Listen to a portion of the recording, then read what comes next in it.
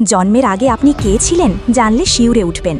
বন্ধুরা, হিন্দু গ্রন্থ অনুযায়ী একজন মানুষ হবার আগে আত্মাকে পাড়ি দিতে হয় বিশাল ৮৪ লক্ষ জন্ম। শুরুটা হয় স্থাবর যোনি থেকে, ২০ লক্ষবার জন্ম গাছপালা হয়ে, না নড়া না চড়া, রোদ বৃষ্টি ঝড় সব সহ্য করে নিঃশব্দে দাঁড়িয়ে থাকা।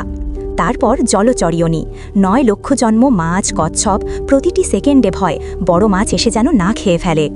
এরপর ১১ লক্ষ জন্ম কীট পতঙ্গ হিসেবে, পিঁপড়ে মাটিতে হেঁটে বাঁচে, মাছি নোংরা জায়গায়, সাপ ভয়ের অন্ধকারে দিন কাটায়। তারপর আসে ১০ লক্ষ জন্ম পাখি হিসেবে, উঁচু আকাশে উড়লেও ভয়, বাজ এসে যেন না ধরে ফেলে।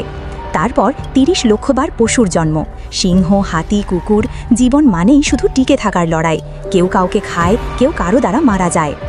এত কষ্টের পর আত্মা আসে গরুর যোনিতে, সবচেয়ে পবিত্র মনে করা হয়, আর গরুর পরেই মানব জন্ম।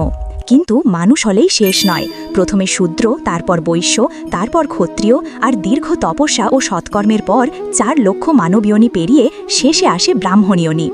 এটাই আত্মার সবচেয়ে কঠিন সত্য। এই মানব জীবন অমূল্য, তাই একে নষ্ট নয়, পুণ্যকর্ম করুন, মানুষের সাহায্য করুন, ঈশ্বরের নাম জপ করুন। বন্ধুরা, আপনি সত্যিই যদি এই জ্ঞানকে শ্রদ্ধা করেন, কমেন্টে লিখুন জয় শ্রীহরি।